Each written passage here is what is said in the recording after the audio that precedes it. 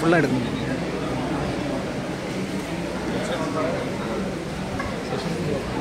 Dear students, now we are going for the technical session.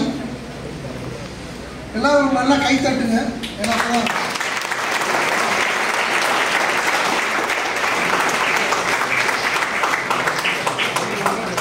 தூக்கம் வராமல் இருக்குதுங்க. அந்த technique. So today we are going to discuss about what is the India's contribution in lunar exploration. So far we have launched 3 missions to Moon: Chandrayaan 1, Chandrayaan 2, Chandrayaan 3. You might have discussed or you might have heard about what are the specification, what are the important significance from media. Tamil English rendu பேசலாம் இல்லையா? You understand English? Bilingual. Okay. நிறைய media இதெல்லாம் படிச்சிருப்பீங்க. Same thing தான் நான் share பண்ண போகிறேன். வேறு ஒன்றும் புதுசாக இல்லை. Something 1 or 2 points maybe more. Go to next slide.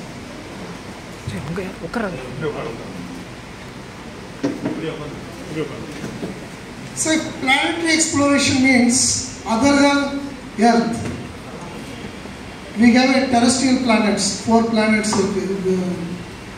Mercury, Venus, Earth, Mars. இதெல்லாம் வந்து terrestrial planets அப்படின்னு சொல்லுவோம். Because it has more or less like our Earth. Outer planets வந்து அதனுடைய mostly it consists of liquid gases. அது மாதிரி சொல்லுவோம். So planetary exploration போது other than Earth including Moon அதை பற்றி படிக்கிறது தான் planetary exploration. ஸோ அதை எப்படி நம்ம வந்து we can study with the planetary exploration அப்படின்னு பார்க்கும்போது telescopic observation. ஏன்னா now we have a latest development, but prior to that we can observe only the telescope. The telescope வச்சுட்டு தான் வந்து moon how it looks, other planets எப்படி இருக்குது அப்படின்றதெல்லாம் நம்ம படிக்கணும். இது வந்து still we have a telescopic observation. So அதை பேஸ் பண்ணி அதனுடைய morphology, nothing but your geomorphology or geology in different planets வந்து எப்படின்றது we can assess, not directly but we can assess what may be the geology.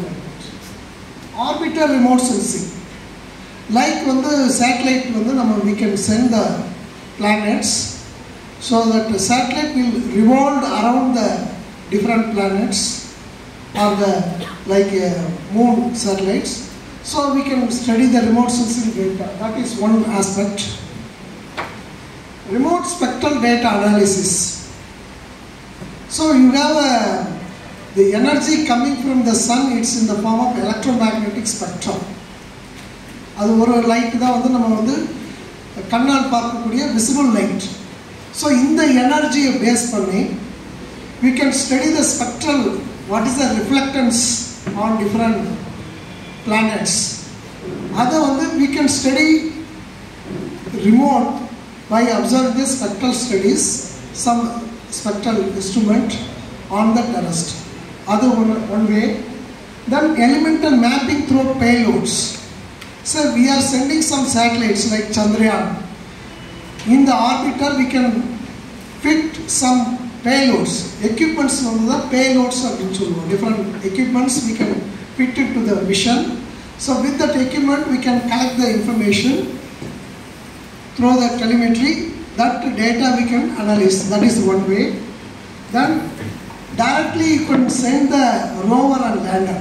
For Chandrayaan 3 la vandu we send the lander. Lander endru oru keela irungi oru tharayirunga kudiya oru lander idu. அதிலிருந்து வெளியே வரக்கூடிய ஒரு சின்ன ஒரு vehicle rover, அதில் வந்து சில equipments fit பண்ணி அதனுடைய டேட்டா கலெக்ட் பண்ணுறது, அது மாதிரி பண்ணலாம். So analysis through the return server. So 1969 ஒரு 3 years வந்து நாசா அமெரிக்கா வந்து sent the mission, Apollo mission, series of Apollo missions, அந்த 7 மிஷன் வந்து அனுப்பிச்சிருக்காங்க. அவங்க வந்து சில ராக் சாம்பிள்ஸ் வந்து மூன் சர்ஃபேஸில் இருந்து கலெக்ட் பண்ணி பூமிக்கு கொண்டு வந்திருக்காங்க. அந்த சாம்பிளை அனலைஸ் பண்ணலாம். இதெல்லாம் வந்து different procedures, methods available so அந்த ஃபஸ்ட்டில் இருந்து ஓல்டஸ்ட் லேட்டஸ்ட் வந்து சாம்பிள் அனலைஸ் டைரெக்டாக அனலைஸ் பண்ணுவோம். ஸோ இதெல்லாம் மெத்தட்ஸ்.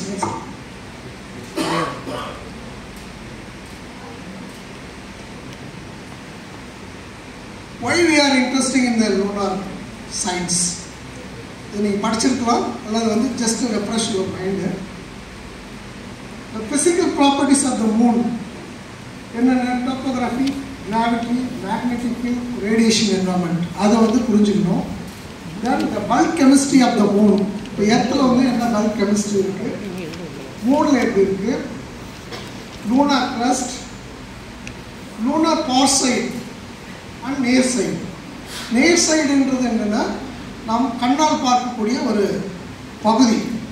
நீங்கள் ஒரு மூனை பார்த்தீங்கன்னா எப்பயுமே வந்து ஒரு டார்க் ஸ்பாட், ஒரு பிரைட் ஸ்பாட் இருக்கிற மாதிரி தான் தெரியும். எல்லா டைமும் அது மாதிரி தான் தெரியும். அதுதான் வந்து பார்ட்ஸ், அதான் நேர் சைடு அப்படின்னு சொல்லுவோம்.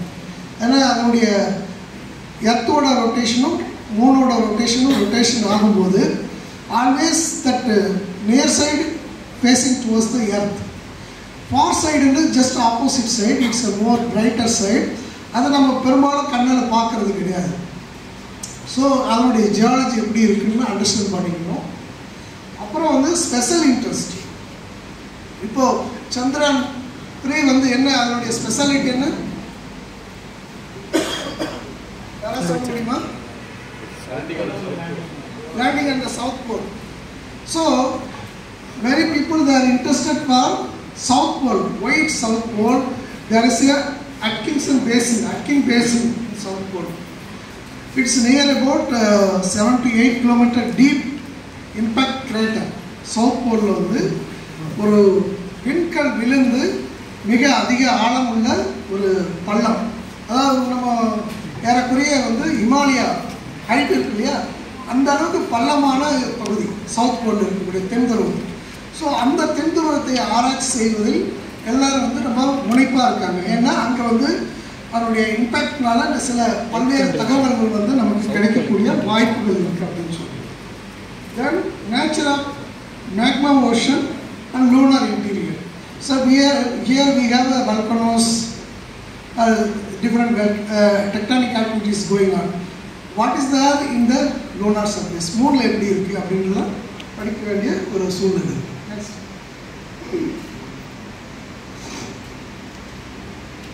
மூணோட ஜியாலஜி பார்க்கும்போது அதனுடைய வயது ஏறக்குறைய எர்த்தோட வயதோட ஒத்து போகுது. எர்த்தோட கொஞ்சம் யங்கஸ்ட் 4.527 மில்லியன் பில்லியன், அது ப்ளஸ் ஆர் மைனஸ் வந்து 0.94 பில்லியன் இருக்கக்கூடிய வாய்ப்பு இருக்குது.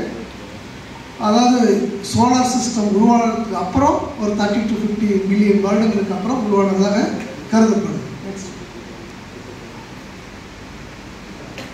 ஸோ நீங்கள் வந்து இப்போ யூஜியில் இல்லை பிஜியில் வந்து the origin of moon solar system அதில் வந்து நீங்கள் எப்படி வந்து உருவானதுன்னு படிச்சிருக்கலாம்.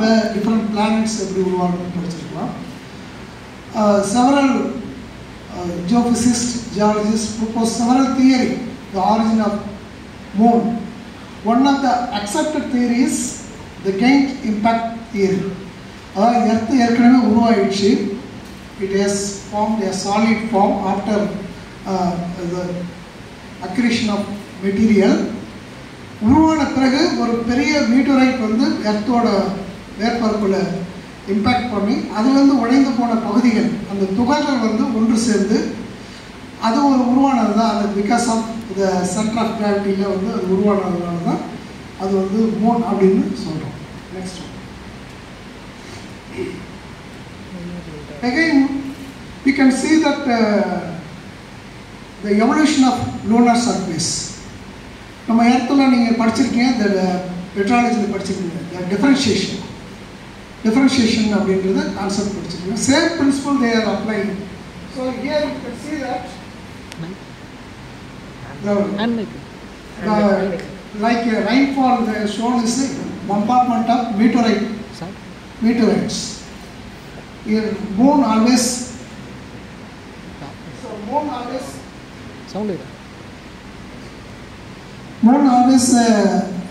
faced a lot of impact craters.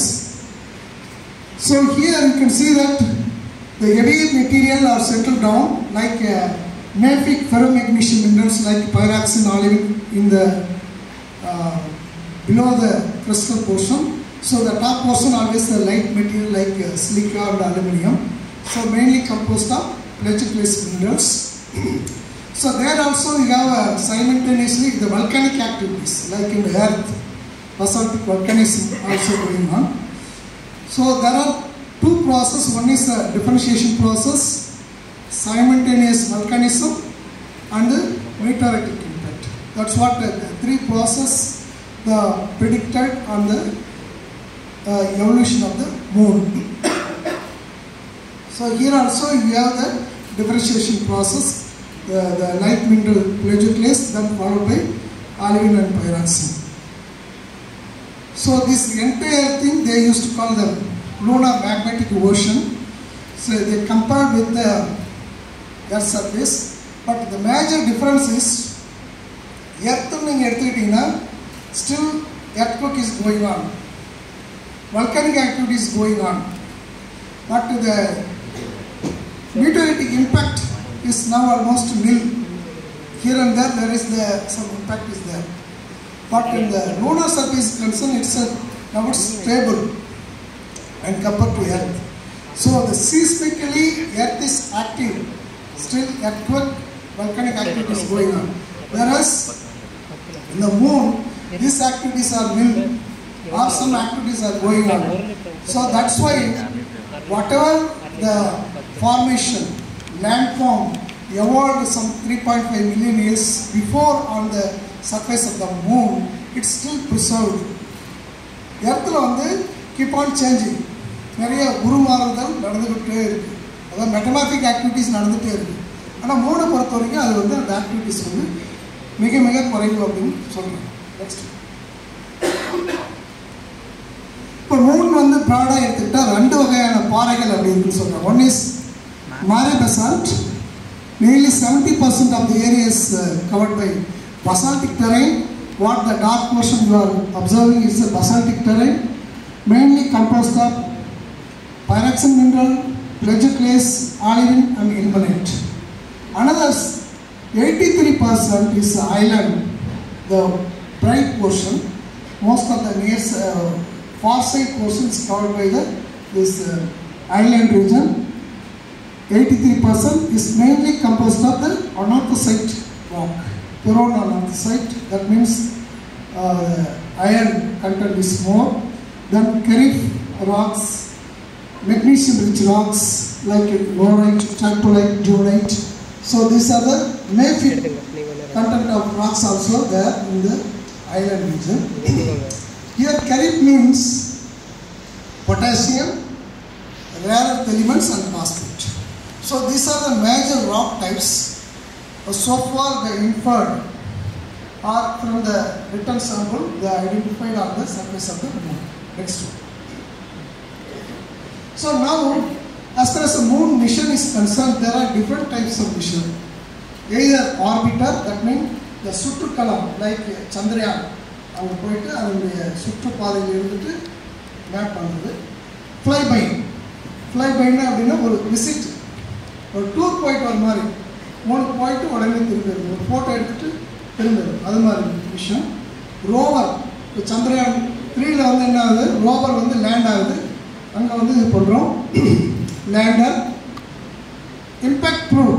Impact ப்ரூவ்னா எப்படின்னா ஒரு எக்யூப்மெண்ட் ஒரு ஷார்ட் டியூரேஷனில் அது மேலே மோத செய்து, நிலவின் மேற்பரப்பில் மோத செய்து, இப்போ நாசா கூட அது மாதிரி பண்ணியிருக்காங்க. நிறைய மீட்டரைட்ஸ் ஆஸ்ட்ராய்ட்ஸ் சாம்பிள் கலெக்ட் பண்ணியிருக்காங்க. அது மேலே போய் இம்பேக்ட் பண்ணி அந்த சாம்பிள் கலெக்ட் பண்ணிட்டு கொண்டு வந்திருக்காங்க. So this are call impact probe. So அது மாதிரியான இது நடக்குது. ஃபைனலாக man human landing, manned lander. So இதெல்லாம் different types, the type of mission they are using for the planet exploration. So நீங்கள் இந்த லூனார் எக்ஸ்ப்ளோரேஷன் பார்த்தா 1950s ஸ்டார்ட் ஆகுது. கிட்டத்தட்ட இது வரைக்கும் மூன் பொறுத்த வரைக்கும் ஒரு 30 to 40 mission, more than 40 or 50 missions வந்து போயிருக்கு. அது எல்லாமே நம்ம மிஸ் பண்ணால் நிறைய டீட்டெயிலாக பார்க்க வேண்டியதில்லை, ஜஸ்ட் ஐ ஹைலைட். ஸோ இது இந்த ரேஸில் வந்து டாப்பில் இருந்தது வந்து யுஎஸ்எஸ்ஆர், சோவியத் யூனியன். இப்போ இருக்கக்கூடிய ரஷ்யா அப்போ வந்து ஒருங்கிணைந்த ரஷ்யாவாக இருந்தது. இருக்கக்கூடிய பல்வேறு இப்போ யுக்ரைன் உட்பட வந்து அப்போ ரஷ்யாவோட இருந்த கண்ட்ரிஸ், ஒருங்கிணைந்த ரஷ்யா. அந்த டைமில் வந்து நிறைய மிஷன் வந்து லூனார் அனுப்பிச்சிருக்காங்க. Then simultaneously America also the sent the mission. இந்த mission planetary exploration the cold war started. அதாவது ரஷ்யாவுக்கும் அமெரிக்காவுக்கும் இடையே ஒரு பகைமை உருவாவதற்கு காரணமே வந்து இந்த பிளானட்டரி எக்ஸ்ப்ளோரேஷன். நீ பெரியாளா நான் பெரியாளா அப்படிங்கிற மாதிரி ஒரு சூழ்நிலை தான் இருந்தது. அதில் வந்து ultimately NASA has achieved for landing the land on the surface of the moon. So 69 வந்து so the Russia started much earlier, but successfully America has achieved the chances. Later also they stopped in 1972 because of the lot of cost involved in the sending the human to the surface of the moon. So first lunar orbiter is Pioneer 0, it's 1958 launched by USA. After 72 there is a lot of gap actually. Then NASA has initiated revisit, or they have some new interest to explore the moon, so they send the orbital mission Clementine in 94 and Lunar Prospector in 98. Then European Space Agency they sent a smart one in 2003. Then Japan Selena in 2007, and China and India almost nearby. Chang'e they sent the first Chang'e 1 they sent in 2007, and India has launched Chandrayaan 1 in 22nd October 2008.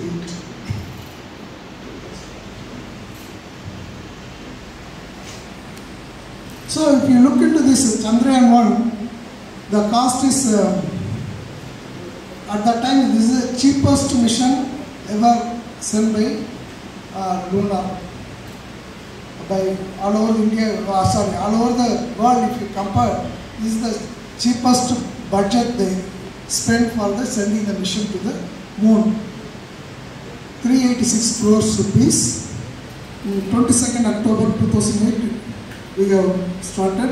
So it entered 8th November 2008 in the lunar orbit, and it functioned about 1 year, about 1 year the Chandrayaan 1 function, and whatever the objective they planned, almost 90% of the objective they succeed using the Chandrayaan 1.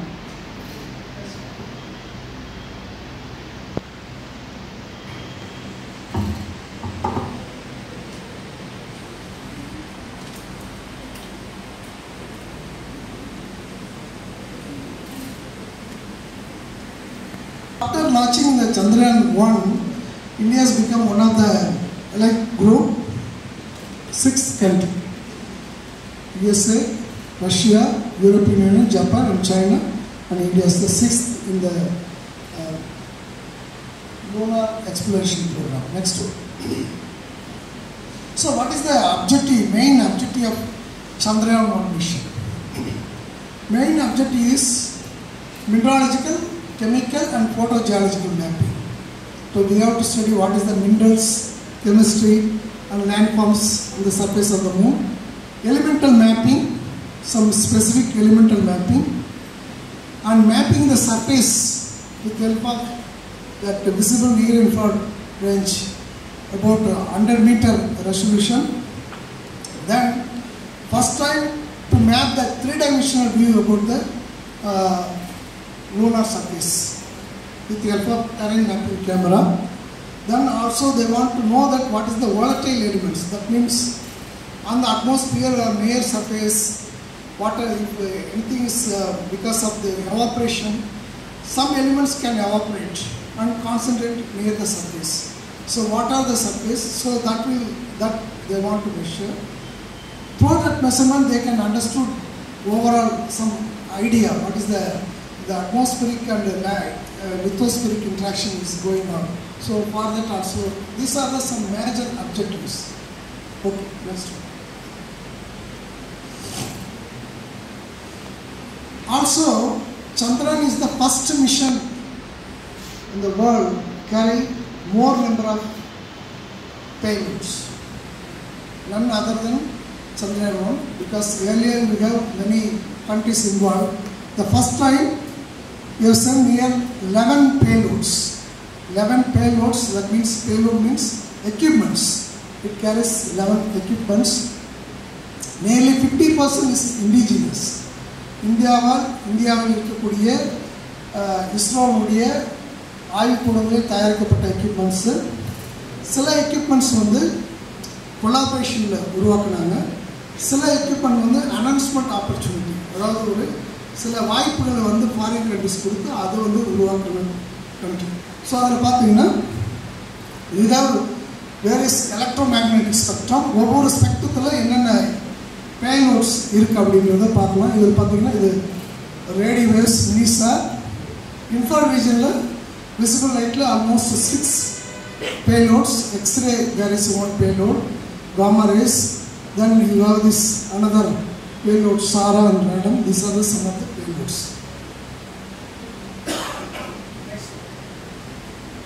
So this is the configuration, overall configuration. So you have the different payloads. I will explain later. Next one. So this is one of the important payload is hyperspectral imager. So hyperspectral remote sensing is one of the fast growing evolving technology. Many of you know that, those who are studying remote sensing. What is the advantages of hyperspectral remote sensing means? So any mission you have 5 or 6 camera. But in hyperspectral remote sensing, instead of 5 or 6 camera, you can have the provision for hundreds of detectors. So that is the advantage. ஒரு சார்லைட்னு ஒரு rock இருக்குது. ஒரு சார்லைட்டில் உள்ள different types of rocks இருக்குது. சேலத்தை படம் பிடிக்கிறீங்க. 4 கேமராவால் படம் பிடிக்கும்போது 4 விதமான தகவல்கள் கிடைக்கும். அதே 100 விதமான கேமராவில் படம் பிடிக்கும்போது 100 விதமான தகவல்கள் கண்டறிய முடியும். அதாவது மின்ட்ராலஜி வந்து each and every mineralogy rock types is able to detect with help of hyperspectral. So இந்தியாவை பொறுத்த வரைக்கும் first time they use the hyperspectral remote sensing exclusively for the Chandrayaan mission. அது வந்து ஸ்பேஸ் அப்ளிகேஷன் சென்டரில் உருவாக்குனது. அதனுடைய range பார்த்தீங்கன்னா 400 to 900 nanometre அந்த ஸ்பெக்ட்ரல் ரேஞ்ச். Resolution 80 metre. அதனுடைய ஸ்பெக்ட்ரல் ரெசல்யூஷன், அதாவது அதனுடைய வித்து, ஒவ்வொரு டிடெக்டரோட வித்து வந்து ரொம்ப நேராக இருக்கும். 15 நானோமீட்டர் வித்து. ஸோ அப்படி பார்க்கும்போது கிட்டத்தட்ட 32 ஸ்பெக்ட்ரல் பேண்ட்ஸ். அதர்வைஸ் நீங்கள் எப்படி இமேஜின் பண்ணிக்கலாம், 32 கேமரா இருக்கிற மாதிரி ஒரு இமேஜின் பண்ணிக்கலாம். ஸோ அவ்வளோ வேறுபட்ட தகவல்களை இந்த ஹைப்பர்ஸ்பெக்ட்ரல் இமேஜின் மூலமாக தகவல் சேகரிக்கப்பட்டது. இது வந்து ஒரு முக்கியமான பேலோட். நெக்ஸ்ட் அப்புறம் terrain mapping camera. Terrain mapping கேமராவில் முப்பரிமாண வடிவத்தில் நிலவை வந்து புகைப்படம் எடுத்தார். அதில் பார்த்தீங்கன்னா நீங்கள் capture fore side viewing, northern viewing அப்படி எடுக்கும்போது யூ கேன் ஹேவ் த முப்பரிமாண புகைப்படங்கள். இது வந்து 5 metre resolution, 5 metre resolution. So இதுவரை நிலவுக்கு அனுப்பப்பட்ட மிஷன்களில் மிக துல்லியமான தனித்துவமான ஒரு payload terrain mapping camera, TMC அப்படின்னு சொல்லுவாங்க. இதில் என்ன பெரிய அச்சீவ்மெண்ட்னா ஏறக்குறைய ஒரு 80% அது 70% நிலவுடைய முப்பரிமாண படங்களை இந்தியா தற்பொழுது தகவலை வைத்திருக்கிறது. வேறு எந்த நாட்டிலையும் அது மாதிரி கிடையாது, இருக்குது. ஆனால் இந்த அளவுக்கு துல்லியமான ஒரு தகவல்கள் வந்து இந்தியாவில் ஃபர்ஸ்ட் மிஷன்லேயே நம்ம வந்து அச்சீவ். நெக்ஸ்ட் ஒன், இதெல்லாம் வந்து அடுத்த payload. Lunar laser ranging instrument, அதாவது எர்த்துக்கும் நிலவுக்கும் உள்ள டிஸ்டன்ஸ் மெஷர் பண்ணி அதனுடைய டோபோகிராஃபி டெரைவ் பண்ணுறது.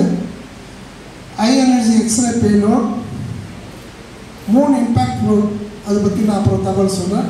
சந்திரயான் இமேஜிங் எக்ஸ்ரே ஸ்பெக்ட்ரோமீட்டர், அதாவது இஸ்ரோ சேட்டலைட் சென்டரும் யூகேவும் சேர்ந்து உருவாக்கின ஒரு இன்ஸ்ட்ருமெண்ட்டு. சப்கேவி ஆட்டம் ரிஃப்ளெக்டிங் அனாலிசிஸ் சாராட்டு, இது வந்து ஒரு குறிப்பிட்ட அதனுடைய ரெசல்யூஷன் வந்து ஒரு கிலோமீட்டரில் அதனுடைய இது எப்படி இருக்குது, சர்ஃபேஸ் காம்போசிஷன் எப்படி இருக்குது அப்படின்றது. இது வந்து இன்ஃப்ராரெட் ஸ்பெக்ட்ரோமீட்டர் SAR-2 அப்படின்றது geological mineralogy study. Radiation dose monitor experiment RADOM, இது வந்து measurement for the energy spectrum, radiation வந்து ஒவ்வொரு ஸ்டேஜில் எப்படி இருக்குன்றது மெஷர். இப்போ 11 எக்யூப்மெண்ட்டில் வந்து எம்கியூப் அப்படின்னு ஒரு எக்யூப்மெண்ட், மூன் மினராலஜிக்கல் மேப்பர் அப்படின்ற எக்யூப்மெண்ட் வந்து இது ஒரு முக்கியமான பேலோட். இது காரணம் தகவல் நான் கரெக்டாக சொல்கிறோம். இதனுடைய இது என்னென்னா 10 nanometre spatial resolution. Lunar surface mineralogy study பண்ணுறதுக்காக இது உருவாக்கப்பட்டது. அப்போ வந்து அந்த அனௌன்ஸ்மெண்ட் ஆப்பர்ச்சுனிட்டி ப்ரோக்ராம் ஆஃபர் பண்ணும்போது நாசாவில் ஒர்க் பண்ணக்கூடிய அந்த ப்ரவுன் யூனிவர்சிட்டியில் ஒர்க் பண்ண ஒரு லேடி காலே பீட்டர் அப்படின்ற லேடி தான் வந்து இந்த எக்யூப்மெண்ட் உருவாக்குனாங்க. இந்த 0.7 to 3 மைக்ரோமீட்டர் ரேஞ்ச், அந்த ரேஞ்சில் ப்ராடர் ரேஞ்சில் ஒரு moon mapping camera, moon mineralogical mapper அந்த கேமரா எக்ஸ்க்ளூசிவ்லி அவங்க டெவலப் பண்ண அந்த இது ஃபஸ்ட் டைம் வந்து சந்திரயான் 1 இல்லை இந்த மாதிரி ப்ராடர் ஸ்பெக்ட்ரல் ரேஞ்சில் வந்து அனுப்பிச்சாங்க.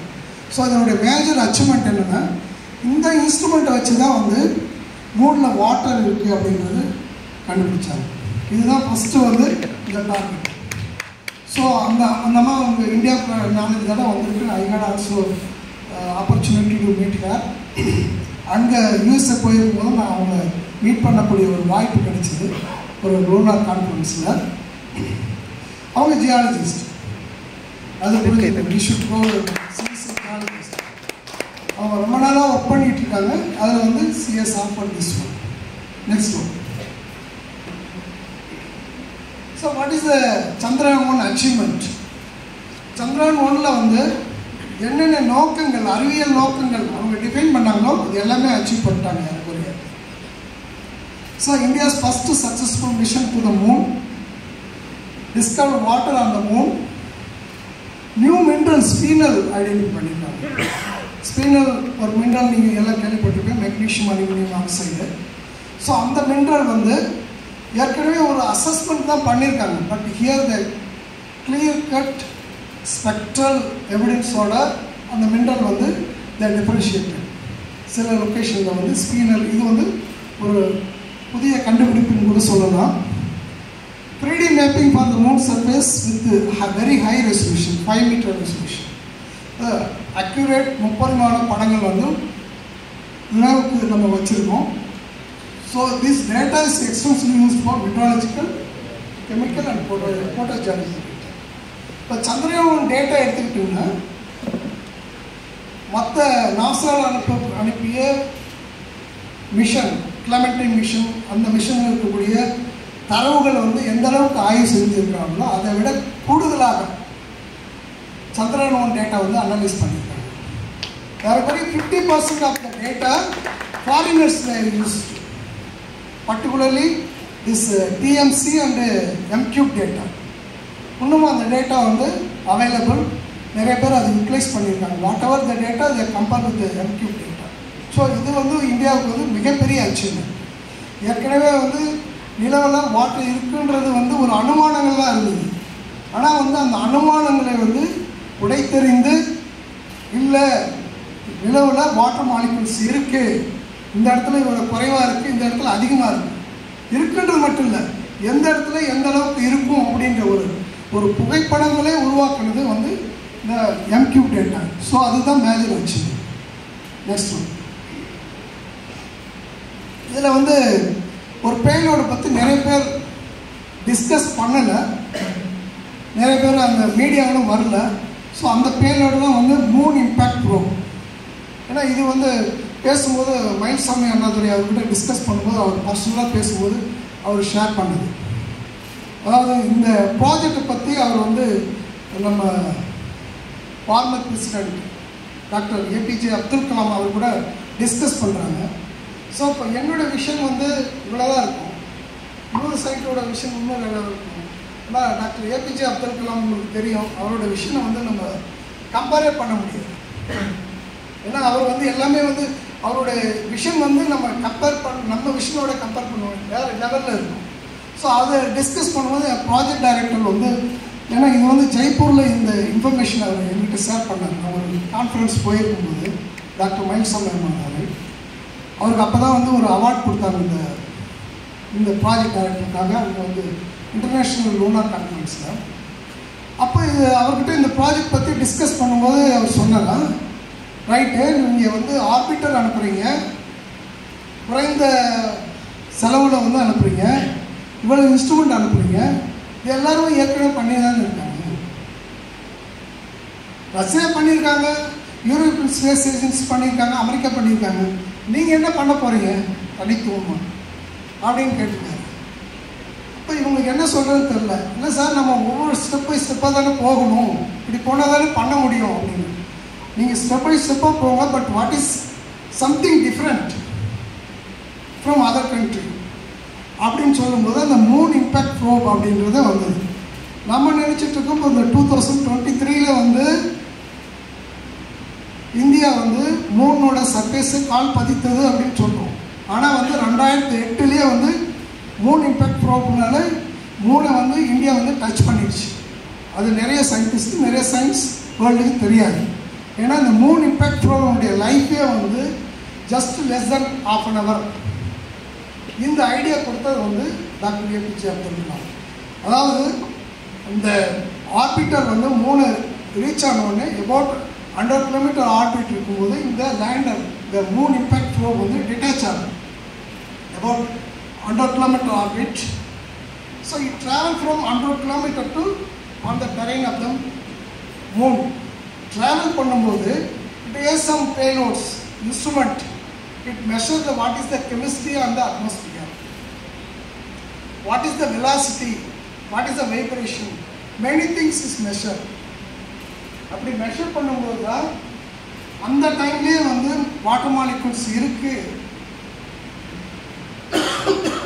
அந்த மூனோட அட்மாஸ்பியரில் வாட்டர் மாலிகுல்ஸ் இருக்குது அப்படின்றத வந்து டிடெக்ட் பண்ணியிருக்காங்க. நாட் ஓன்லி தட், இப்போ நம்ம லேண்டர் ரோவர் வந்து லேண்ட் ஆகி சக்ஸஸ்ஃபுல் பண்ணியிருக்கோம். ஸோ எதிர்காலத்தில் லேண்டர் ரோவர் நம்ம லேண்ட் ஆகும்போது அதனுடைய மெக்கானிசம் எப்படி இருக்கும், அதனுடைய மூவ்மெண்ட் எப்படி இருக்குன்றது அது அனலைசிஸ் பண்ணுறதுக்கான சயின்டிஃபிக் டேட்டா வந்து இந்த மூன் இம்பேக்ட் ப்ரோபில் கேதர் பண்ணாங்க. ஸோ அந்த ப்ரோப் வந்து டிட்டாச் ஆகிடும், ட்ராவல் பண்ணும். ட்ராவல் பண்ணும்போது there is instrument, it captures all the information, and also there is a camera. That camera captures the downward movement, that also carries all the information. So when it touch down, it will hit the surface and it will broke. But before that, all the data transferred to the main orbiter. So that data will be ultimately transferred to the ISRO. So that was happened. We had an opportunity to see that when we visited the ISRO, they have shown the video how it traveled. So live நம்ம வந்து மூனில் எப்படி land ஆகுதுன்றது லைவாக பார்க்குறதுக்கான ஒரு வாய்ப்பு கிடைச்சிது. அதுதான் வந்து மூன் இம்பேக்ட் ப்ரோப் அந்த பேரும். நெக்ஸ்ட் ஒன்,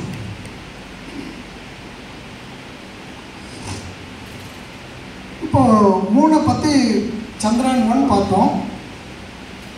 சில பேக்ரவுண்ட் இன்ஃபர்மேஷன் என்னென்ன அவங்க அச்சீவ் பண்ணாங்க, என்னென்ன details we can have the scientific data on moon. So first வந்து ஏற்கனவே நான் சொன்ன the spectral data will be useful for understanding the moon surface. Broadly speaking, moon வந்து ரெண்டு பகுதியாக இருக்கும். ஒன்று darker region and lighter region. Darker region வந்து high albedo, low albedo. That means அதனுடைய brightness வந்து குறைவாக இருக்கும், ரொம்ப டார்க்காக இருக்கும். அதை வந்து மாரே பெசல்ட் அப்படின்னு ஐடென்டிஃபை பண்ணாங்க. Another one is the more brighter region, this one. this portion are called island. So it will be consider what is called the assume that it's a anorthosite rock. Next one. So இந்த spectra எப்படி அவங்க வந்து கார்லேட் பண்ணாங்க? So லேபில் வந்து இப்போ எங்களோட ஸ்டடியெல்லாம் இது ரிலேட்டட் தான். லேபில் வந்து இந்த ஸ்பெக்ட்ரல் டேட்டா மெஷர் பண்ணி லேபில் வந்து you have the similar rocks. அந்த ராக்ஸோட ஸ்பெக்ட்ரல் ப்ராப்பர்ட்டிஸ், அதாவது ஒளி பிரதிபலிப்பு பண்புகள் வந்து எப்படி இருக்குது அப்படின்றது படிப்பதன் மூலமாக எந்த வகையான பாறைகள் எப்படி வந்து அதில் ஒளி பிரதிபலிப்பு பண்புகள் இருக்குது அப்படின்னு தெரிஞ்சுக்கிட்டு, அதே மாதிரி ஒளி பிரதிபலிப்பு பண்புகள் மூணில் கிடைச்சதுன்னா இந்த ராக் அப்படின்னு கம்பேர் பண்ணுறது தான் இந்த ஸ்டடிஸ். ஸோ மெயினாக என்னென்ன ராக்னா plagioclase one type of rock, pyroxene another, olivine. These are the some three major rock types. இந்த ஸ்பெக்ட்ரல் ப்ராப்பர்ட்டிஸ் இந்த ஸ்பெக்ட்ரா ஒரு கிராஃப் பார்க்குறீங்களா? இந்த கிராஃப் பார்க்குறீங்களா? ஆக்சுவலாக இந்த spectra obtained from lunar return sample. Apollo mission வந்து மூணுக்கு போகும்போது அங்கேருந்து எடுத்துகிட்டு வந்த சாம்பிள் இருக்கு இல்லையா, அந்த சாம்பிள்லேருந்து எடுக்கக்கூடிய ஸ்பெக்ட்ரா அதனுடைய நம்பர்ஸ் இருக்குது, அது ரீசிங் நம்பர். இப்போ பிளேஜோக்லேஸ்ன்னு இருக்கக்கூடிய ஸ்பெக்ட்ரா வந்து இது மாதிரி இருக்குது, பைராக்சின் ஆலிவின் இருக்குது. இதில் எப்படி நம்ம வந்து ஒரு மினரல் எப்படி ஐடென்டிஃபை பண்ணுறது? இப்போ ரஜினின்னா என்ன சொல்லுவோம்? ஸ்டைல் இல்லையா? சிவாஜின்னா என்ன சொல்லுவோம்? ஆக்டிங். விஜய்னா டான்ஸ். ஒவ்வொருத்தருக்கும் ஒரு தனித்துவம் இருக்கு இல்லையா? அதே மாதிரி மினரலுக்கும் ஒரு தனித்துவம் இருக்கு, புரியுதா? ஸோ அதனுடைய ஒளி உட்கிரகித்தல், அப்சார்ப்ஷன், அந்த ஒளியை வந்து அப்சார்ப் பண்ணிக்கும். எந்த இடத்துல அது ஒளியை அப்சார்ப் பண்ணுது அதை பேஸ் பண்ணி இது எந்த வகையான மினரல் அப்படின்றது நிறைய பேர் ஸ்டடி பண்ணியிருக்காங்க. பார்க்கும்போது இந்த பிளெஜோக்லேஸ் மினரல் பார்க்கும்போது ஃபீச்சர்லெஸ், எந்த இடத்துலையும் ஒரே மாதிரி நேர்கோடு மாதிரி இருக்கும், எக்ஸப்ட் இந்த 1.2 மைக்ரோமீட்டர். இதை பேஸ் பண்ணி இது பிளெஜோக்லேஸ்னால் இப்படி தான் இருக்கும் அப்படின்றத ஐடென்டிஃபை பண்ணுறாங்க. அடுத்து பார்த்தீங்கன்னா பைராக்சின். இந்த மினரல் வந்து ஏறக்குறைய 0.9 நானோமீட்டரில் இது மாதிரி ஒளி உட்கிரகித்தல் இருக்கும். அதே ஆலிவின்னா கொஞ்சம் தள்ளி இருக்கும். இந்த பண்புகளை வைத்து தான் அந்த நிலவில் இருக்கக்கூடிய பாறைகள் வந்து எந்த மாதிரியான பாறை வகைகள் அப்படின்றத ஸ்டடி பண்ணுறது. நெக்ஸ்ட்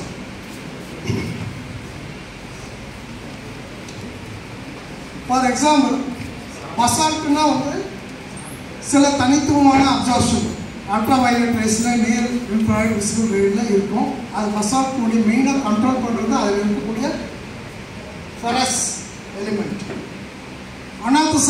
அனார்த்தசைட்னு எடுத்துக்கிட்டால் நீங்கள் வந்து அனார்த்தசைட் பிளெஜோக்லேஸ் சீரிஸ் இருக்கா? என்னென்ன ராக்ஸ் இருக்கு தெரியுமா? சொல்லுங்க பார்ப்போம். Potassium, sodium, calcium. பிளெஜோக்லேஸ் மட்டும். Calcium, sodium. Calcium, sodium. Calcium, sodium. So உங்களுக்கு அந்த பிளெஜோக்லேஸ் சீரிஸ் இருக்கு இல்லையா?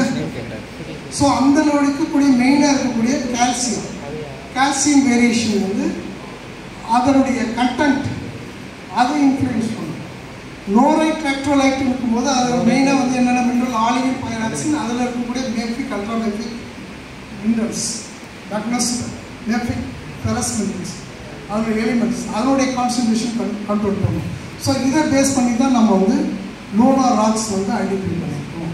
Next one. ஸோ இது பார்த்தீங்கன்னா லேப் ஸ்பெக்ட்ரா. இது பெல்ஸ்பார், இதனுடைய கர்வ் ஒரு மாதிரி இருக்குது. ஆலிவின், இதனோட கர்வ் ஒரு மாதிரி இருக்குது. இது வந்து பைராக்சின், இதனோட கர்வ் வேறு மாதிரி இருக்குது. இந்த பைராக்சின் இருக்கக்கூடிய அந்த அயன் கண்டென்ட் தான் இந்த இடத்துல ரெண்டு ஒளி உட்கிரகித்தல் பண்பு வந்து வருது. ஸோ இந்த மாதிரி தனித்துவமான பண்புகளை ஆராய்வதன் மூலமாக நிலவின் மேற்பரப்பில் இருக்கக்கூடிய பாறை வகைகள் என்ன வகையான பாறை வகைகள் என்பதை வகைப்படுத்த முடியும், வகைப்படுத்தி இருக்கிறாங்க.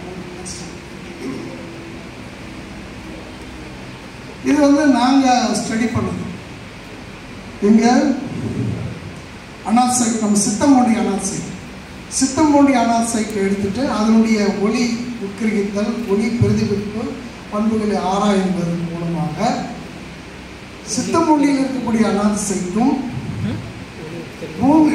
நிலவின் மேற்பரப்பில் இருக்கக்கூடிய அனாதிசைட்டும் அங்கே இருக்கக்கூடிய வேதியியல் கனிமவியல் பண்புகளும் அதனுடைய ஒளி உட்கிரகித்தல் பண்புகளும் ஒத்து போயிருக்கின்றன என்பதை எங்கள் ஆராய்ச்சி மூலமாக தெளிவடைந்தது. இந்த இதில் தான் நாங்கள் நாலேஜ் தான் வந்து பிற்காலம் வந்து இந்த சிமுலான்ட்டுக்காக பயன்படுத்தும். நெக்ஸ்ட் ஒன்,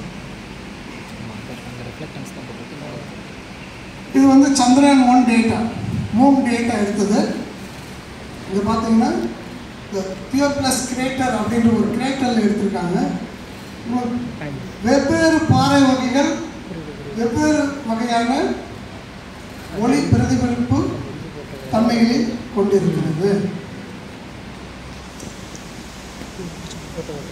மெயினாக வந்து இந்த பகுதியில் பார்த்தீங்கன்னா இதெல்லாம் வந்து எந்த ஒரு ஸ்ட்ரைட் லைன் மாதிரி இருக்கு. ஸோ இது வந்து பிளேஜோக்லிஸ் மினரல் இருப்பதற்கான வாய்ப்புகள் இருக்கு. அதே வந்து சில பகுதிகள் எடுத்துக்கிட்டிங்கன்னா ஒரு குறிப்பிட்ட பகுதியில் வந்து ஒளி உட்கிரகித்தல் இருக்குது. இதில் வந்து ஸ்பீனல் போன்ற மினரல் இருக்குது அப்படின்னு பல வகையான மினரல்களும் கண்டுபிடித்திருக்காங்க. இது வந்து டிங்ரா அப்படின்ற ஒரு 2011 சந்திரயான் 1 டேட்டா வந்து அனலைஸ் பண்ணி அவர் பண்ணிச்சு. நெக்ஸ்ட் ஒன், இதிலே வந்து நீங்கள் பல்விதமான கலர் காம்போசிட் இமேஜ் நீங்கள் உருவாக்க முடியும். ஏன்னா அங்கே இருக்கக்கூடிய அந்த சந்திரயான் 1 டேட்டா ஹைப்பர் ஸ்பெக்ட்ரல் டேட்டாவை 3 மினராலஜி டேட்டா வச்சு இது மாதிரி கொண்டு வர முடியும். இதில் பார்க்கும்போது பெரும்பாலும் இது வந்து ஒரு இம்பேக்ட் கிரேட்டர், விண்கல் விழுந்து உருவான ஒரு பள்ளம். இந்த பள்ளத்தில் நடுப்பகுதியில் எந்த வகையான மினராலஜி, அதனுடைய ரிம் பகுதியில் எந்த வகையான மினராலஜி, அந்த எஜெக்டா பிளாங்கெட் எந்த வகையான மினராலஜி என்பதை கண்டறிந்து இருக்கிறார்கள்.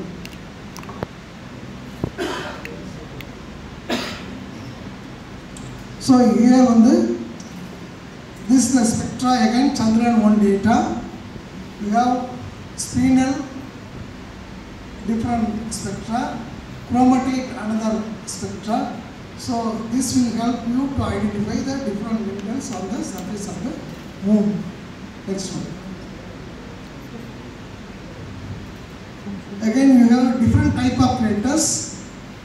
The island எடுக்கக்கூடிய அது ஒளி பிரதிபலிப்பு பண்புகள், அங்கே பாறைகளில் எடுத்த ஒளி பிரதிபலிப்பு பண்புகள், பசால்டிக் டெரைனில் எடுத்த ஒளி பிரதிபலிப்பு பண்புகள். இது பார்த்தீங்கன்னா ஸ்ட்ரைட் லைன் மாதிரி இருக்கும். மோர் ஃபெல்ஸ்பாத்திக் ராக்ஸ். இங்கே பார்த்தீங்கன்னா உங்களுடைய ஒளி உட்கிரகித்தல் பண்புகள் இருக்கும். இது வந்து பாராக்சன் மினரல்ஸ் இருக்கக்கூடிய, அதாவது மோர் பசால்டிக் ராக் இருக்கக்கூடிய பகுதியாக கண்டறியப்பட்டுள்ளது. நெக்ஸ்ட், இது எம்கியூப் டேட்டா, அதை 3 மினராலஜிக்கல் டேட்டா நான் சொல்லியிருக்கேன். இதில் பார்க்கும்போது வெவ்வேறு வகையான பாறை வகைகள், ஆலிவின் அதிகமாக இருக்கக்கூடிய பாறை வகைகள், லோ கால்சியம் பைராக்சின் இருக்கக்கூடிய பாறை வகைகள், ஹை கால்சியம் பைராக்சின் இருக்கக்கூடிய பாறை வகைகள், டார்க் மெட்டீரியல் இருக்கக்கூடிய பாறை வகைகள். அதில் வந்து அந்த இம்பேக்ட் உருவாகிறதுனால அந்த மினரல் தண்ணியே போயிடும், அது வந்து ஒரு கிளாஸாக மாறிடும். அங்கே வந்து உங்களுக்கு வந்து எந்த வகையான பாறைகளும் இருக்காது, அது மாதிரி பகுதிகள். இது அதனுடைய வந்து டிஃப்ரென்ஷியேட் பண்ணக்கூடிய ஸ்பெக்ட்ரம். நெக்ஸ்ட் ஒன், இது வந்து ஒரு colour composite image. We have different types of rocks. Say for example feldspathic region or mafic region. இது மாதிரி வகைப்படுத்துவதற்கான வாய்ப்புகள். நெக்ஸ்ட் ஒன்,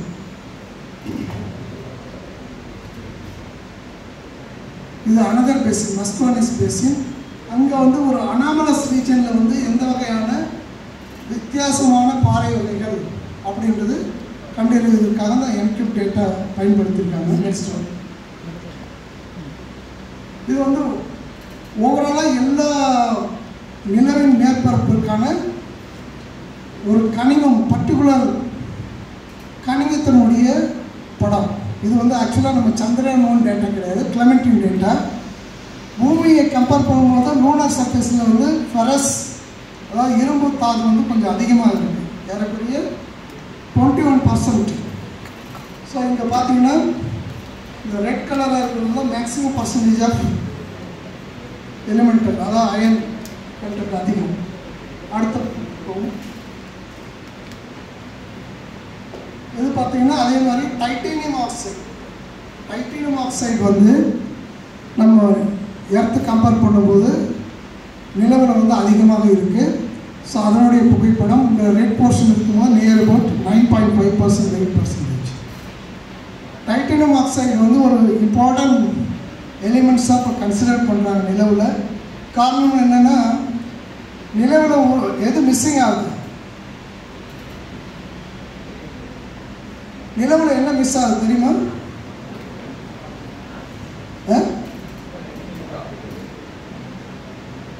அட்மாஸ்பியர் இருக்காது நிலவில். ஸோ அட்மாஸ்பியர் கிடையாது. So gravity. ஸோ நிலவுக்கு நம்ம போனால் நம்ம சர்வை பண்ண முடியுமா? ஆக்சிஜன் வேணும். So for oxygen they try to extract from the titanium oxide. Titanium ஆக்சைட்லேருந்து ஆக்சிஜன் பிரித்தெடுத்து அதை நம்ம சுவாசிப்பதற்காக பயன்படுத்தக்கூடிய ஆராய்ச்சி நடந்து கொண்டிருக்கிறது. Next,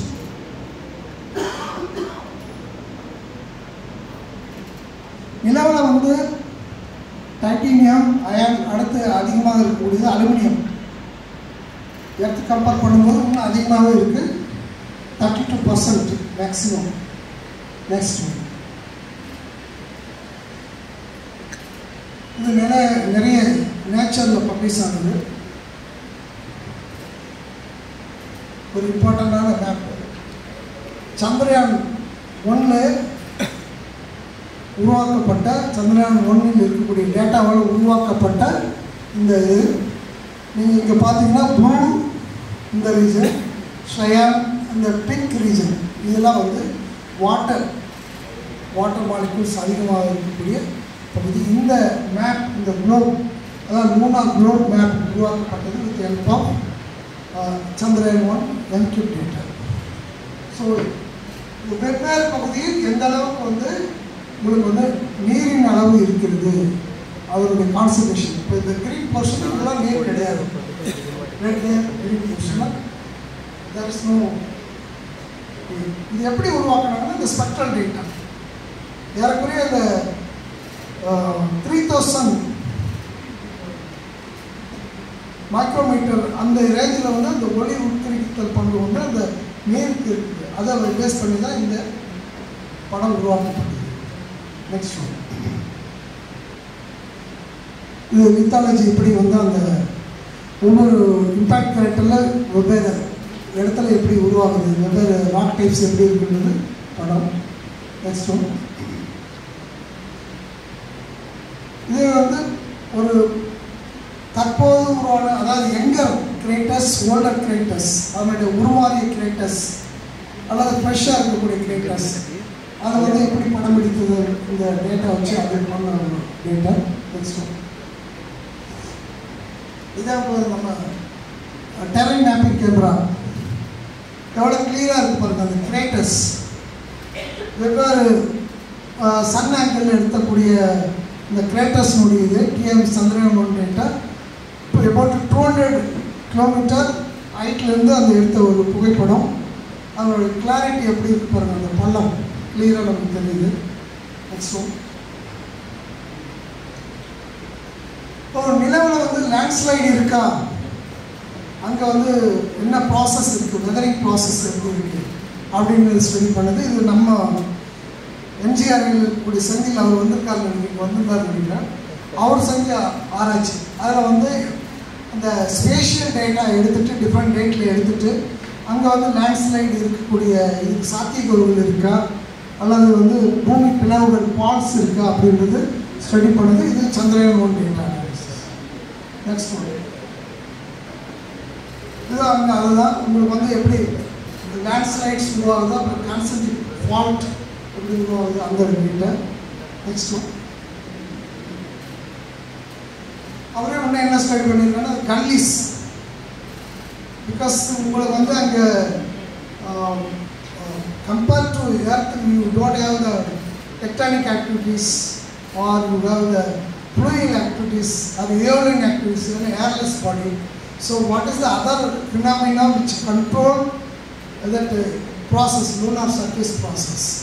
Other one the understand பண்ணுறது மெயினாக வந்து you have a variation in the temperature or you have the meteoritic impact. So இதெல்லாம் தான் வந்து it's control for the morphological process. அது வந்து எப்படி control how the gully development அதனுடைய information. Next one.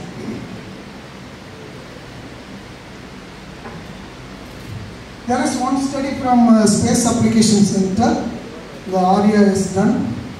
They identify the lava tube relay அப்படின்னு சொல்லுவோம். relay அப்படின்ற கான்செப்ட், அதாவது linear collapsed or uncollapsed lava tube. Lava டியூப்னும் போது இந்த லாவா ஃப்ளோ ஆகிட்டு அது கூல் ஆகும்போது சப்சர்ஃபேஸில் வந்து ஒரு டியூப் மாதிரி கேவ் மாதிரி ஃபார்ம் ஆகும். So that is they identified. So this type of lava tube may be suitable for human settlement அப்படின்ற மாதிரி சஜஸ்ட் பண்ணியிருக்காங்க. இது மாதிரி ஐடென்டிஃபை பண்ணியிருக்காங்க. Next one. So then there is some study on volcanism, tectonic activities, the recent volcanic activities the fault and graben. So that study also they done with the help of Chandrayaan-1 data. Next one.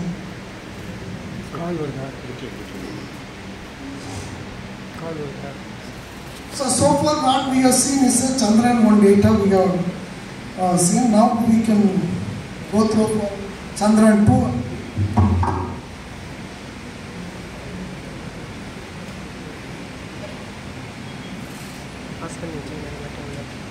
ஒன்று வந்து it's orbiter, சுற்றுக்கலம்.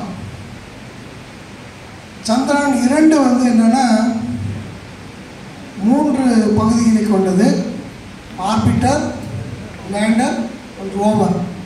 It was launched by 22nd July 2019.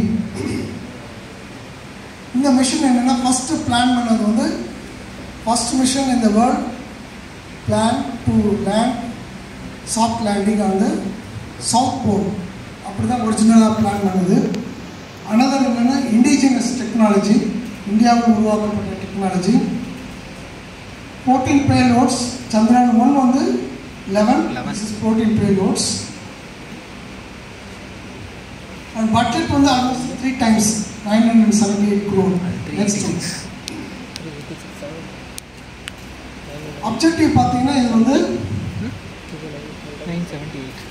Land to the south pole because it's an unexplored section, and further experiment on presence of water molecules particularly near south pole, topographic studies, seismographic, mineral identification, thermophysical characteristics of topsoil, and understanding the origin and evolution of the moon.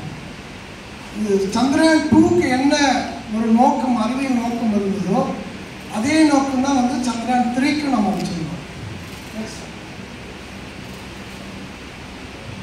So lander வந்து it was scheduled by 6th September 2019 அதுதான் பண்ணியிருந்தோம். So unfortunately what happen that contact between the mission and the trajectory the lander வந்து miss ஆயிடுச்சு. It was not landed perfectly, it is skipped on the surface of the moon. இது வந்து lander வந்து failure ஆயிடுச்சு. But still Chandrayaan-2 orbiter is functioning successfully. Next one. அப்போ Chandrayaan-3 பார்க்கும்போது it's like a follow mission. Chandrayaan-2 என்ன plan பண்ணுமோ same configuration, same plan, except orbiter. ஏன்னா ஆர்பிட்டர்ன்றது வந்து ஏற்கனவே Chandrayaan-1ல லான்ச் பண்ணியாச்சு, Chandrayaan-2ல லான்ச் பண்ணியாச்சு. Again we need not go for orbiter. ஏன்னா நம்மளுடைய அல்டிமேட் கோல் வந்து to demonstrate successfully landing on the surface of the moon, particularly on the south pole.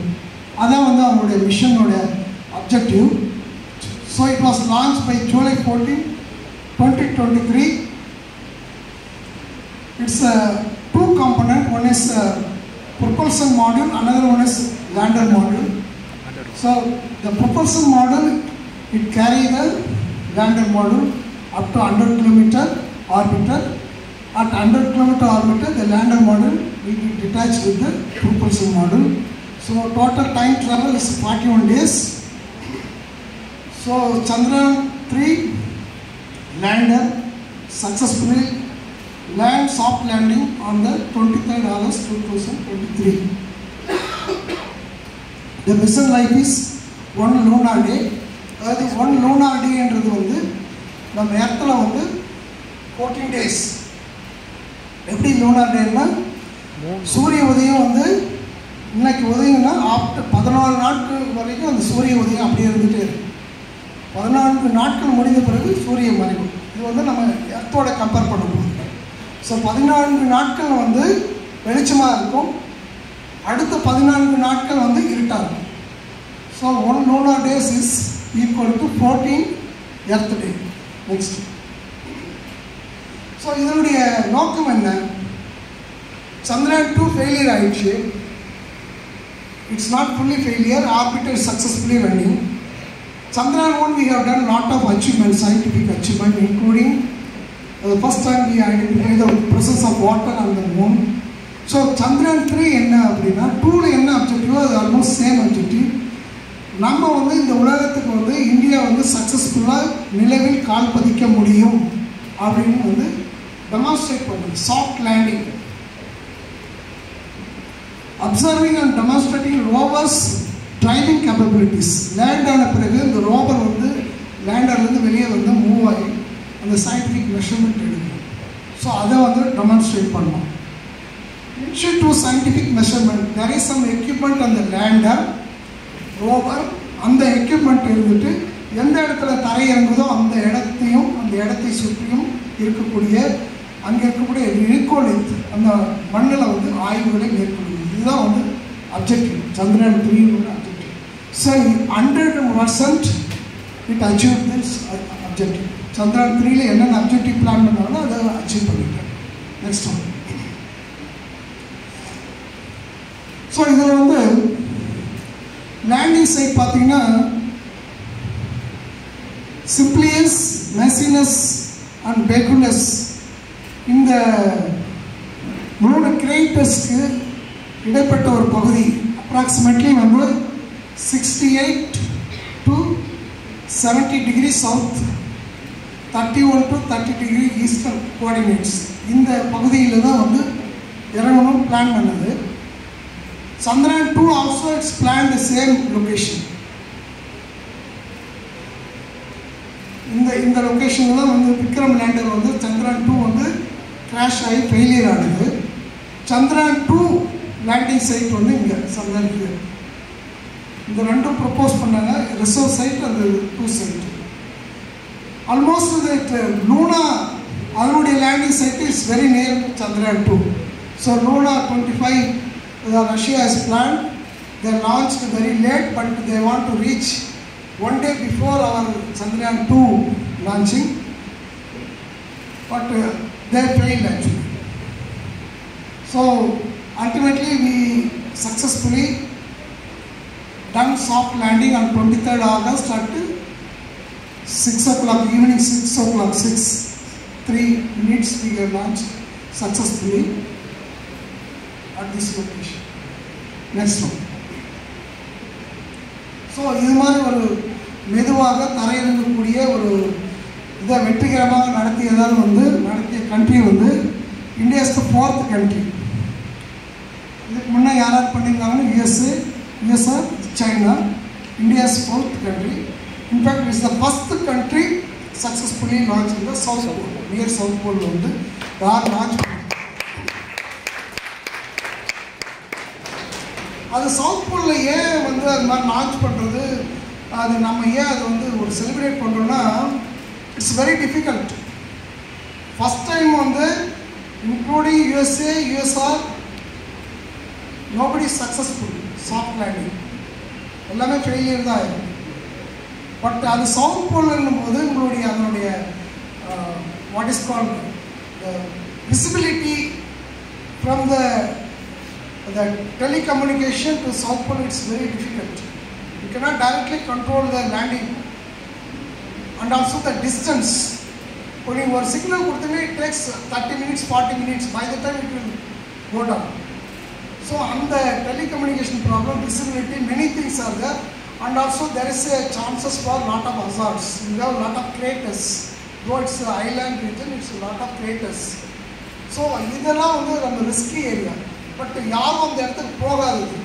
Include Apollo mission எல்லாமே வந்து நேர் சைடில் தான் லான்ச் பண்ணிட்டாங்க. ஸோ இந்தியா வந்து சாஃப்ட் லேண்டிங் முடிவு பண்ணும்போது why not we go for unexplored area அப்படின்றதுனால இங்கே நம்ம லான்ச் பண்ணுறோம். நெக்ஸ்ட் ஒன், இதில் வந்து லேண்டர் ரோவர் 100 கிலோமீட்டர் டிட்டாச் ஆச்சு. இந்த ப்ரொபல்ஷன் மாடலில் வந்து ஒரே ஒரு பேலோடு தான் இருந்தது, சேஃப் அப்படின்றது, spectra polarimetric habitable planet earth payload. So இந்த ப்ரொபல்ஷன் மாடலில் இதை பற்றி நிறைய யாரும் டிஸ்கஸ் பண்ணல. ஆக்சுவலாக இந்த எக்யூப்மெண்ட்டோடைய தகவல் என்னென்னா, நிலவிலிருந்து பூமியை படம் பிடிப்பது, நிலவிலிருந்து பூமியை படம் பிடிப்பது, அதனுடைய ஸ்பெக்ட்ரல் கேரக்டர் போலாரிமெட்ரிக் கேரக்டர் வந்து ஸ்டடி பண்ணுறது. எந்த ரீஜனில், நியர் இன்ஃப்ராரெட் ரீஜனில் ஸ்டடி பண்ணுறது. அதனுடைய பயன் என்ன அப்படின்னா, பூமியில் வந்து பிளானட்ஸ் லிவிங் ஆர்கனிசம் இருக்குது, வாட்டர் இருக்குது, அப்புறம் ஹியூமன் லிவிங்ஸ் எல்லாமே இருக்குது. ஒரு மனிதன் உயிரினம் வாழ்வதற்கான தகுந்த சூழ்நிலை இருக்குது. அப்போது வேற ஒரு பிளானட்லேருந்து பூமியை பார்க்கும்போது இதனுடைய ஸ்பெக்ட்ரல் ப்ராப்பர்ட்டிஸ் எப்படி இருக்குது அப்படின்னு நீங்கள் ஸ்டடி பண்ணிட்டா, same property you can apply for Exo planet. வேற ஒரு பிளானட்டுக்கு நீங்கள் அப்ளை பண்ணி அங்கே வந்து லிவிங் ஆர்கனிசம் இருக்கா, மனிதன் வாழ்வதற்கான தகுதியான சூழ்நிலை இருக்கா அப்படிங்கிறது வந்து you can able to compare. அந்த கம்பேரிசனுக்கு தான் அந்த ஸ்டடி யூஸ் பண்ணுறோம். நெக்ஸ்ட் ஒன், லேண்டரில் வந்து you have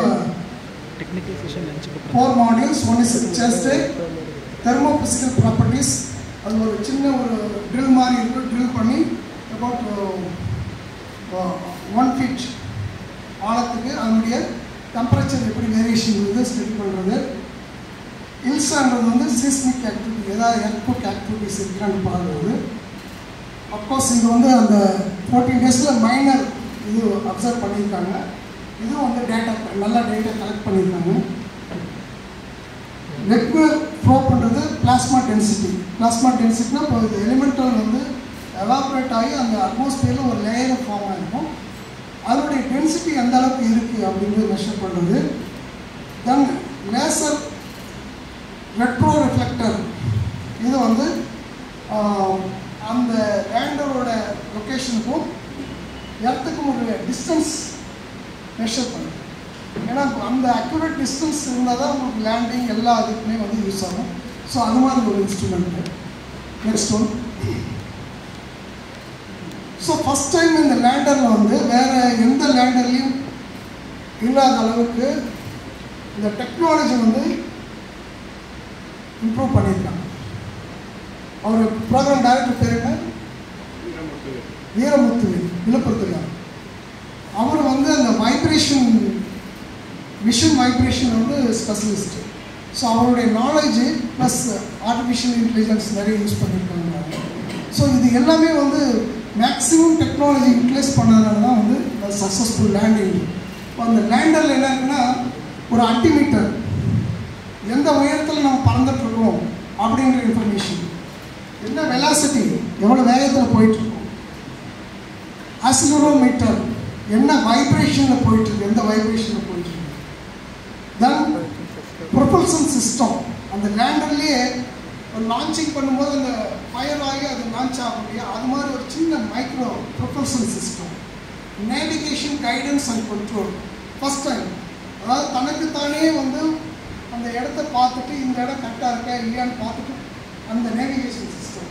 assault detection avoidance, ஒரு இடத்துல எங்கே வந்து நம்ம கால் பதிக்கும்போது இடர் ஏற்படுவதற்கான வாய்ப்பு இருக்கா இல்லையான்னு கண்டுபிடிச்சி அந்த இடத்துல தவிர்ப்பதற்கான வாய்ப்புகளும் அதில் இருந்திருக்கு. டச் டவுன் சென்சார், தரை டச் பண்ணோடனே அது இன்ஃபர்மேஷன் வந்து டச் பண்ணிட்டேன்னு சொல்கிறதுக்கான சென்சார்.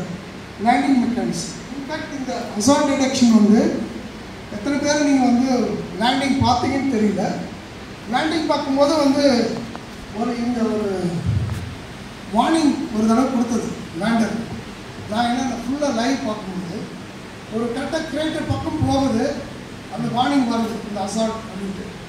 ஸோ நம்ம பயந்துட்டு இருக்கும்போது அது அந்த இடத்துல இன்னும் கொஞ்சம் தூரம் ஒரு 100 மீட்டர் தள்ளி போய் தான் லேண்ட் ஆகுது. ஸோ எக்ஸலண்ட்டாக இந்த இதெல்லாம் ஒர்க் ஆகுது. ஸோ இது எல்லாமே இருந்தனால தான் நம்ம சக்ஸஸ்ஃபுல்லாக இருக்குது. இன்ஃபேக்ட் வந்து இந்த அளவுக்கு வந்து ஒரு ஆட்டோமேஷன் தனக்குத்தானே கண்ட்ரோல் பண்ணி லேண்ட் ஆகக்கூடிய இது வந்து எந்த லேண்டிங் இதில் இதுக்கு முன்னே பயன்படுத்தியது கிடையாது. ஃபஸ்ட் டைம் பயன்படுத்தி. நெக்ஸ்ட் ரோவரில் இருக்கக்கூடிய 2 payload. One is APXS X-ray spectrometer. அந்த எந்த இடத்துல மூவ் ஆகுதோ அங்கே இருக்கக்கூடிய கெமிக்கல் காம்போசிஷன் என்ன, கெமிக்கல் காம்போசிஷன் வச்சுட்டு என்ன மாதிரியான மினராலஜி இருக்குது. LIBS laser induced spectroscope. இதுவும் எகைன் வந்து லேண்டிங் சைட்டில் இருக்கக்கூடிய எலிமெண்டல் காம்போசிஷன் என்னன்றது கண்டுபிடிக்கக்கூடிய ஒரு கருவி. நெக்ஸ்ட் ஒன், இப்போ நிறைய ரிசல்ட் எடுத்திருக்காங்க. எந்த ரிசல்ட் ஏன்னா அதனுடைய ஒவ்வொரு பேலோடுக்கும் ஒரு ஆராய்ச்சி தலைமை ஆராய்ச்சியாளர் இருப்பாங்க. அவங்க அந்த டேட்டாவை யூஸ் பண்ணிட்டு நிறைய முன்னாடி பப்ளிஷ் பண்ணுவாங்க. அந்த டேட்டா பப்ளிஷ் ஆகும்போது நமக்கு என்னன்னு தெரியும். பட் இது இஸ்ரோ வெளியிட்ட தகவல். இந்த செஸ்ட் இதில் தரைப்பகுதியில் கிட்டத்தட்ட அதனுடைய டெம்பரேச்சர் வந்து 60 டிகிரி செல்சியஸ். இப்போ நம்ம சேலத்தில் வந்து ஆவரேஜ் இது வந்து 38, 37, 35. ஸோ ஆல்மோஸ்ட் வந்து 2 மடங்கு இருக்குது. அதே வந்து ஒரு 80 மில்லிமீட்டர் டெப்த்தில் பார்த்தீங்கன்னா மைனஸ் போகுது. ஆனால் பூமியில் இது மாதிரி வேரியேஷன் கிடையாது, டிராஸ்டிக் வேரியேஷன். அதாவது ஹையஸ்ட் டெம்பரேச்சர், லோயஸ்ட் டெம்பரேச்சர் அதனுடைய இடைப்பட்ட இது வந்து அதிகமாக இருக்குது. இது வந்து ஒரு நல்ல தகவல் சேகரிச்சிருக்காங்க. -10 to 60 degree Celsius. Next one, அதே மாதிரி இது வந்து lips data, Chandrayaan 3 lips data. இதில் பார்த்தீங்கன்னா இதோட பீக்ஸ் கிடச்சிருக்கு. அலுமினியம் அது ஏற்கனவே டிக்ளேர் பண்ணது. So no doubt it's highest concentration. Iron எல்லாத்தையும் இடத்துல எடுத்துக்காங்க. டைட்டீனியம் கிடச்சிருக்கு. But surprise calcium also we got it. Calcium வந்து உங்களுக்கு இருக்கும், ஏன்னா உங்களுக்கு அண்ணா செய்யும்போது. But 2 elements, one is chromium and sulphur. Sulphur வந்து இது ஃபஸ்ட் டைம் அவங்க யாரும் எதிர்பார்க்கல, அந்த மாதிரி கிடச்சிருக்கு ஒரு ரிசல்ட்டு. மோர் ரிசல்ட், நிறைய ரிசல்ட் எடுத்திருப்பாங்க. ஸோ எதனால் அது மாதிரி வந்திருக்கு? சல்ஃபர் வந்து ஒரு இம்பார்ட்டன்ட் பேராமீட்டர் உங்களுக்கு தெரியும். ஒன்று வந்து வல்கானிக் ஆக்டிவிட்டிஸ் வந்துருக்கலாம். Sulphur is one of the important component for organic evolution. So இது மாதிரி அதுக்கு இது ஒரு இம்பார்ட்டண்டான ஒரு ஐடியா, ப்ரிலிமினரி டேட்டா சொல்லியிருக்காங்க. நெக்ஸ்ட் ஒன், இது வந்து ரோவர் வந்து லேண்டரை படம் எடுக்குது, ரியல் ஃபோட்டோ. இதெல்லாம் சைட்டில் இருக்குது, இஸ்ரோ சைட்டில். நெக்ஸ்ட் ஒன், இது வந்து சந்திரயான் 2. நான் சொன்னேன் இல்லைங்களா, சந்திரயான் 2ல் ஆர்பிட்டர் ஹை ரெசல்யூஷன் கேமரா. இப்போ இருக்கக்கூடிய மிஷனில் வந்து 3 கணிச்ச மிஷனில் வந்து very high resolution remote sensing camera இதுதான் OHR. இது வந்து சந்திரயான் 2ல் ஏற்கனவே இருக்குது. நிலவை படம் எடுத்து கொண்டிருக்கிறார்கள். அதை வைத்து நிறைய ஆராய்ச்சிகள் நடந்து கொண்டிருக்கின்றன. அது பார்த்திங்கன்னா லேண்டர் வந்து இங்கே இருக்கிற லேண்டர் அதனுடைய படம் எடுத்தது. இப்போது USA வந்து again their planning for human landing. அவங்க அது ஒரு பிளான் பண்ணிகிட்டு இருக்காங்க. Their planning for south pole. நம்ம சவுத் போலில் மிஷன் லேண்ட் பண்ணோம். அவங்க வந்து ஹியூமன் லேண்ட் பண்ணுற ஒரு பிளான் இருக்குது. அதுக்கான மேஜர் இன்புட் வந்து இந்த நம்ம சந்திரயான் 2ல இருக்கக்கூடிய இந்த ஃபோட்டோஸ் நிறையா அவங்க யூஸ் பண்ணிட்டு இருக்காங்க. Next one. So I will take another 2-3 minutes I will finish that my work. So இந்த மாதிரி ஒரு சூழ்நிலையில் நாங்கள் எப்படி இதில் ஒரு அணில் மாதிரி உள்ள என்ட்ரானோம் அப்படின்றது அந்த just I want to inform our geology fraternity students யங்ஸ்டர்ஸ்க்கு தெரியணுன்றதுக்காக பண்ணோம். ஸோ சந்திரயான் 1 முடிச்சுட்டு சந்திரயான் 2 ப்ரோக்ராம் வரும்போது டாக்டர் மயில்சாமி அண்ணாதுரை எங்களை அப்ரோச் பண்ணாங்க. இந்த லேண்டர் ரோவர் மிஷனில் வந்து டெஸ்ட் பண்ணுறதுக்காக எங்களுக்கு வந்து மூணில் இருக்கக்கூடிய அதே மாதிரி சிமிலர் ராக் டைப்ஸ் அந்த சாயில் வேணும் அப்படின்னு கேட்டாங்க. ஏன்னா நாங்கள் அது தொடர்பான ஆராய்ச்சிகள் வந்து ஐஐடி பாம்பேலேருந்து பண்ணிகிட்ருக்கோம். ஃபஸ்ட்டு வந்து ஒரு 2 டன் தான் கேட்டாங்க, அப்புறம் 50 tons கேட்டாங்க. ஸோ அந்த இது வந்து 50 tons of material our team in Periyar university we have supplied collected the material from Sithampalli anorthosite complex. அது வந்து நாங்கள் we have supplied. அது எங்களுக்கு வந்து ஃபைனான்ஷியல் சப்போர்ட் வந்து ஒரு 13 lakhs வந்து சப்போர்ட் பண்ணாங்க. கலெக்ட் பண்ணி அதை ஃப்ரெஷ் பண்ணி அந்த எல்லா டெஸ்டிங்கில் மைக்ரோஸ்கோப் இன்ட்ராலஜி எல்லாம் ஸ்டடி பண்ணுறது. அதனுடைய மெட்டீரியலோட வேல்யூ இன்றைக்கி வந்து இன்டர்நேஷ்னல் மார்க்கெட்டில் 40 crores rupees. நாங்கள் சப்ளை பண்ண அந்த மெட்டீரியல் 50 tons மெட்டீரியலோட வேல்யூ இன்றைக்கி இன்டர்நேஷ்னலில் வந்து 40 crores. அது மட்டும் இல்லை, ஒவ்வொரு கண்ட்ரியும் நாசா உட்பட வந்து அந்த சிமுலண்ட் வச்சுருக்காங்க. அந்த சிமுலண்ட் வந்து அந்த லூனார் சாயில் எவ்வளோ மேட்ச் ஆகுதுன்னு பார்க்கும்போது ஒரு ஃபிடலிட்டி கால்குலேட் பண்ணுவோம். அதில் வந்து நம்ம இருக்கிறதுலே வந்து த பெஸ்ட் குவாலிட்டி சிமுலண்ட் மற்ற கண்ட்ரி கம்பேர் பண்ணும்போது நம்ம India is having best quality simulant for testing the various Chandrayaan mission project. Next. So இது வந்து நாங்கள் இந்த க்ரஷிங் யூனிட்டில் எடுத்த ஃபோட்டோஸ். Next one. இது ஆக்சுவலாக வந்து இந்த லேண்ட் தான் வந்து இஸ்ரோவில் பெங்களூரில் இருக்குது.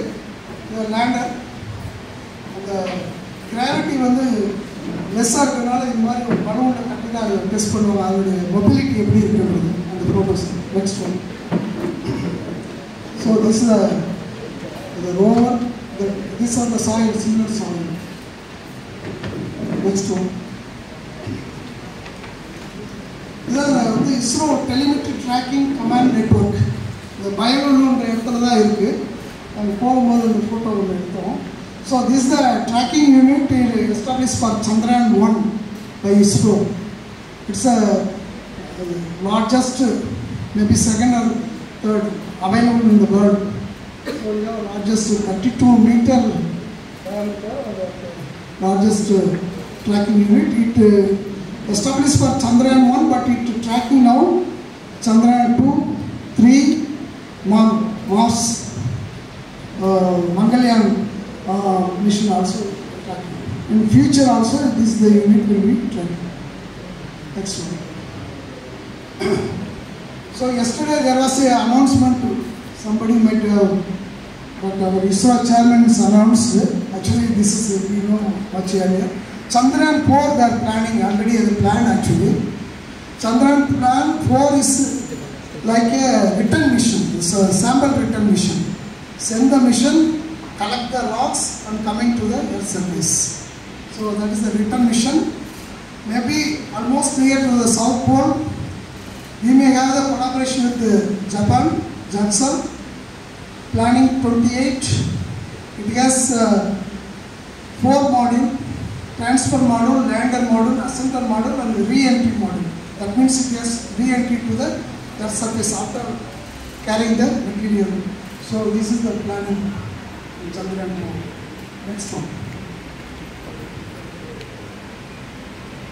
So we thank so many organizations.